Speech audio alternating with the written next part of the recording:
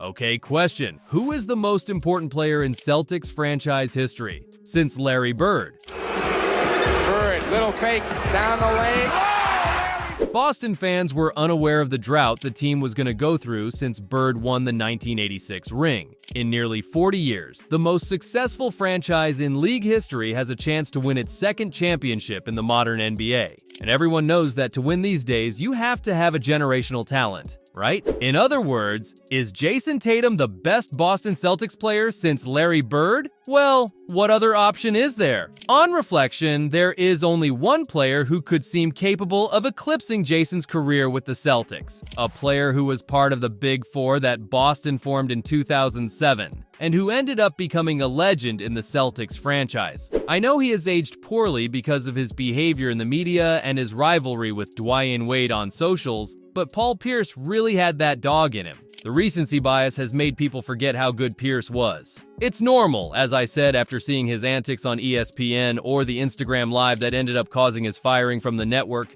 But you know what? Paul is one of only 34 players in league history to win a Finals MVP. From 2000 through 2007, the man was averaging 25 points, 6.7 rebounds, and 4.1 assists per game. He was one of the best players in the league who had the misfortune of being on a Celtics team that was in transition mode early in his career. 61% shooting by the Sixers, 43% by Pierce.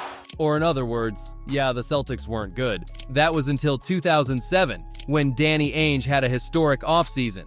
Getting Ray Allen and Kevin Garnett, Paul Pierce, and a young Rajon Rondo would be capable of anything. And they did it. The Celtics not only went from winning 24 games in 2007 to 66 in 2008, but they were also able to win the finals against the Los Angeles Lakers. The Celtics had stopped a 22-year drought, and Pierce, with his 22 points, 5 rebounds, and 6 assists per game in the series, was awarded the trophy that only about 25 players had ever attained in NBA history before him. Now, his story has a lot to do with Jayson Tatum. Both are elite scoring wings who were surrounded by a starting five that would scare any franchise in the league. Both had more experience on the team than the rest of their teammates, and both are probably going to end up with at least one NBA championship ring. Now, is Jayson Tatum's trajectory more promising than Paul Pierce's? Well, let's check it out. When Tatum averaged 23 points per game in the NBA at just 21 years old, while leading the Boston Celtics to a 48-24 win season in the shortened COVID season, everyone thought he was going to be a generational player. Everyone thought Jayson had the potential to become the best player in the entire league. Tatum now drives, and Tatum, an exclamation point! However, over the years, Tatum has settled into a tier slightly below that of the best players in the NBA. At best, Tatum can be a top 10, right? But even if the Celtics were to win a ring, very few people would claim he's the best player in the league. Now, what was the perception of Paul Pierce when the forward was the age Tatum is now? To find out, we have to go back to 2002. Pierce was the absolute leader of the Celtics. The forward, along with Antoine Walker, managed to lead Boston to the conference finals, where they lost in 6 games to the New Jersey Nets. All that after achieving a spectacular record considering his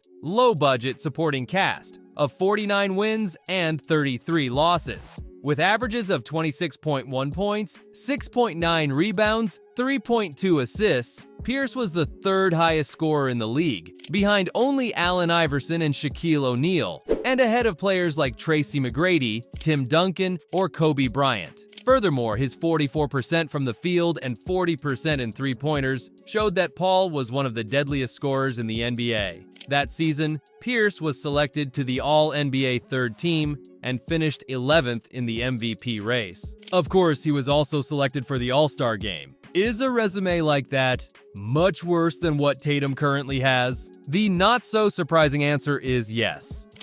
Good ball fake, one more, Tatum! Oh, he caught one! Tatum has finished 3 times in the top 6 of the MVP race, has been an All-NBA first-teamer 3 times, and has achieved far more collective success than Pierce has. He has made it to the conference finals 6 times in his 8-year career, while Pierce only made it once before the arrival of KG and Allen. So his NBA resume at the age of 26 is clearly better than that of one of the most promising players in the league 2 decades ago. However, there is one thing that works against Jayson, and that thing is time. Yeah, let me explain. Many experts say that players need about 5 seasons of experience to begin to reach their prime in the NBA. Something that, frankly, on many occasions is true. Even late bloomers like Stephen Curry were first chosen for the All-Star team coincidentally in his 5th season in the league. And well, although Curry continued to improve for a longer period of time, this improvement was incremental. The problem Tatum has is that he came into the NBA very young, and early on he showed his potential. It has been 3 consecutive seasons in which the forward has been in the MVP conversation. However, even though he has led the franchise with the best record while posting a spectacular stat line during the regular season, no one has taken his candidacy seriously. In a way, Tatum seems to have reached his ceiling when it comes to stats and production. A tremendously high ceiling, which only a handful of players in the league can reach, by the way, but something seems to be holding him back from making the leap to the next level. And if we've learned anything from watching similar situations in the modern NBA, it's that with each passing year, it's less likely that he'll be able to make that leap. By White and Tatum now in the open floor. Oh, Giannis went at him. His case, moreover, is special for another reason. Most players who come to the NBA at the top of the draft usually find themselves on a rebuilding team. After all, the fact that a team had a lottery pick usually means that its previous season was not very good. However, the Celtics had the haul of assets they got from Brooklyn in that spectacular trade involving Paul Pierce and Kevin Garnett in 2013. And Tatum came to a team that could compete right out of the gate. Where am I going with this? Basically, these rising superstars hit their prime right around the same time they get their performance transformed into wins. Suddenly, their teams start winning and dominating the league, and they become clear candidates for the MVP.